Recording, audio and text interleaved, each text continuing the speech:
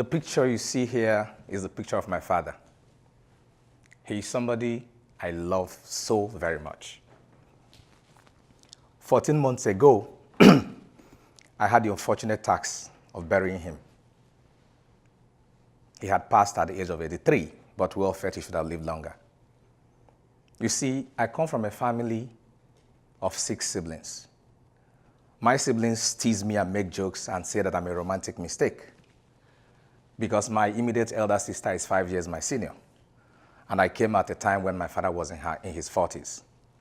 But it gave me a rare privilege of spending time with my father, having conversations with him, and taking these long walks in the evening where he talks to me about his life.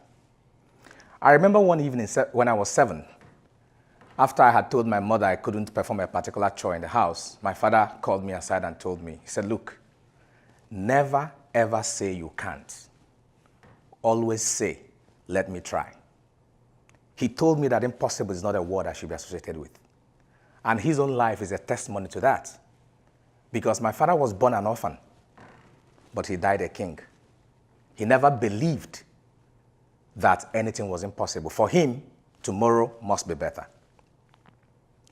Unfortunately, I come from a country where it is not easy to be very positive sometimes, where it is a bit difficult to believe that it can be better. Nigeria is a country of paradox. Very rich, but with very poor people. More than 60% of poverty rate in my country. Endemic corruption, dilapidating infrastructure. And every day, we begin to question ourselves. Is there any reason for us to keep doing this job that we do? 2015 was the last general election in Nigeria. It was watershed because everybody knew we were disaffected with our leadership. We wanted them to go, but nobody was sure that it was possible. So we went into that election with a feeling of, oh, let's see how it goes. But something kept ringing in my head, that if we believed as a people, there could be change. And so we went to work. We went to talk to citizens.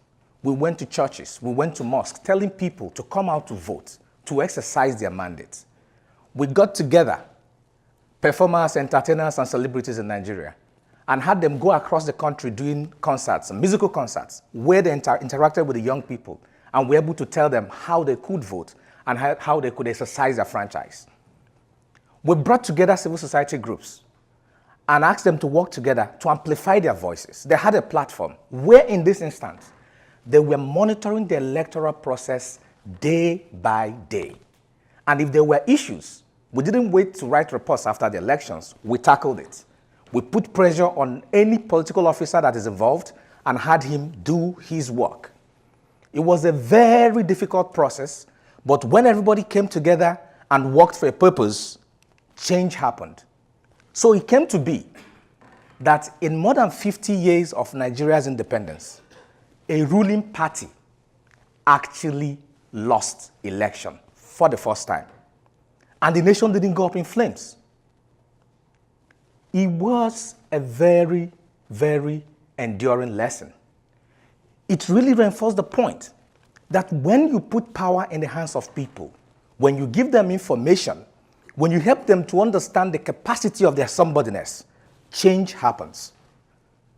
For me, the power of yes is the ability to believe, the ability to organize, the courage to be persistent in that process, and the consistency required to stay true to what you believe in. And every time that happens, something always gives.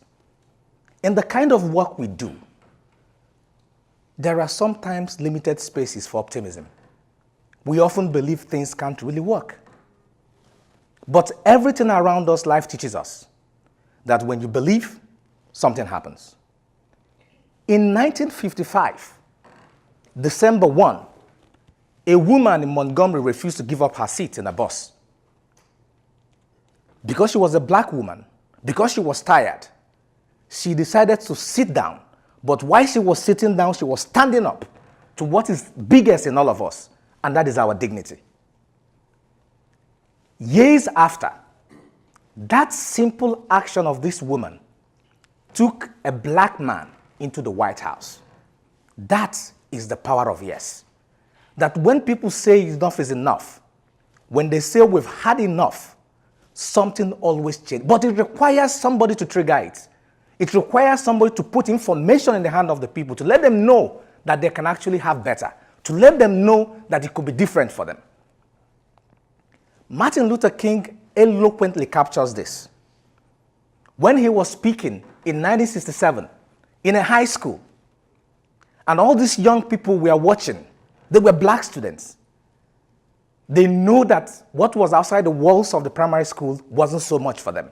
They knew that their lives was already predetermined. They were going to be black, and they were going to be subservient to somebody who is going to lord it over them, that he's bigger. But he told them something. He said black is beautiful. But he said something else. He said, if you cannot fly, by all means, run. If you cannot run, then walk. If you cannot walk, crawl. But whatever it takes, never, ever stop trying. That, for me, is the power of yes. Thank you.